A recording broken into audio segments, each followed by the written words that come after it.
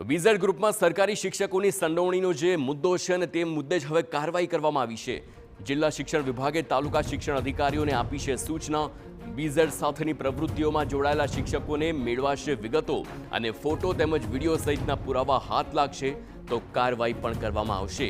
ભૂપેન્દ્ર ઝાલાની શૈક્ષણિક સંસ્થામાં શિક્ષકોને બદલીનો યોજાયો હતો કેમ્પ અને 10 દિવસ અગાઉ જે ગ્લોબલ કેમ્પસમાં યોજાયો હતો આ બદલી કેમ્પ 2000 શિક્ષકોને બીઝેડ કેમ્પસના નામે મોકલ્યા હતા કોલ લેટર અને હવે તે મુદ્દે પણ તપાસ તેજ।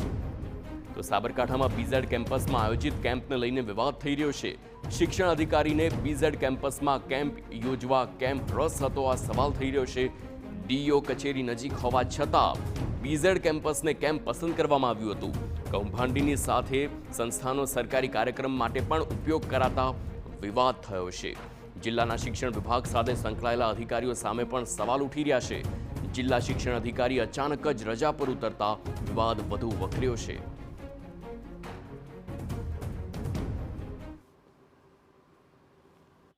જે પ્રકારે શિક્ષકોના રોકાણ લેવામાં આવે છે, શિક્ષકોની બચતની મૂડી હોય, પગારની મૂડી હોય અને રોકાણ કરીને હવે ડૂબાડવાની પરિસ્થિતિ પહોંચી ચૂકી છે તેવા એજન્ટો જે હતા, શિક્ષકો જ એજન્ટ બન્યા હતા અથવા તો શિક્ષણ કાર્યને નુકસાન પહોંચાડીને એજન્ટનું કાર્ય કરતા હતા તેવા શિક્ષકોને શોધવા માટેની કાર્યવાહી જે છે તે શિક્ષણ વિભાગે શરૂ કરી છે। આપણી સાથે છે જિલ્લાના નાયબ શિક્ષણાધિકારી અલકાબેન। જે પ્રકારે આ કાર્યવાહી કરવામાં આવી છે, કેવા પ્રકારની કાર્યવાહી શરૂ કરવામાં આવી છે? અત્યાર સુધી એવી કોઈ ફરિયાદ આવેલ નથી, પણ અહીંથી માન્ય ડીપીઓ સાહેબે તમામ તાલુકા પ્રાથમિક શિક્ષણાધિકારીઓને મિટિંગ કરીને જણાવ્યું છે કે આવી કોઈ પણ ફરિયાદ આવે તો અમારા ધ્યાનમાં દોરવી। આવા કોઈ શિક્ષકો હોય કે જે આચાર્યોને પણ સમજાવતો હોય, શિક્ષકોને પણ સમજાવતો હોય કે આ પ્રકારનું રોકાણ કરવું તો એ પ્રકારની વિગતો એકઠી કરવાની કાર્યવાહી કરી છે ખરી?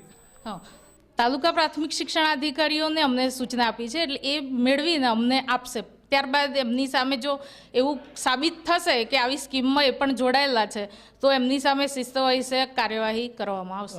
આ બાબતનો અહેવાલ આવશે ત્યારબાદ કાર્યવાહી કરવામાં આવશે? જી। કોઈના ફોટો વિડીયો કે એ પ્રકારની વિગતો પણ સોશિયલ મીડિયામાં વાયરલ થયું જે શિક્ષક હોય અને આ જે ગ્રુપ જે છે જેની સીઆઈડી ક્રાઇમ તપાસ કરે છે એ ગ્રુપ સાથે જોડાયેલા જોવા મળશે તો એ લોકો સામે શું કાર્યવાહી કરવામાં આવશે? એવા શિક્ષકો હશે અને સાબિત થશે તો એમની સામે શિસ્ત વિષયક પગલાં લેવામાં આવશે। બીજી વાત એ પણ છે કે બીઝેડ ગ્રુપના નામે જે કોલેજ અને શાળા સંચાલન કરવામાં આવે છે તે શાળાની અંદર શિક્ષકોનો કેમ્પ કરવામાં આવ્યો હતો। 2000 જેટલા શિક્ષકો ત્યાં ઉપસ્થિત રાખવામાં આવ્યા હતા। શું આ બીઝેડ ગ્રુપનું માર્કેટિંગ કરવા માટે કરવામાં આવ્યું હતું તે પ્રકારનો પણ આક્ષેપ થઈ રહ્યો છે, શું કહેશો? મારા ખ્યાલ મુજબ છેલ્લા ઘણા વર્ષોથી આ જ સંસ્થામાં કેમ કે 1500થી 2000 શિક્ષકો આવતા હોય ત્યારે બધી વ્યવસ્થા જળવાઈ રહે એના માટે મોટું કેમ્પસ આપણે પસંદ કરતા હોઈએ છીએ તો એ વ્યવસ્થા જાળવવા માટે જ આ પસંદ કરાય છે। એમાં માર્કેટિંગ અમારા દ્વારા કરવામાં આવતું। આ હતા અલકાબેન।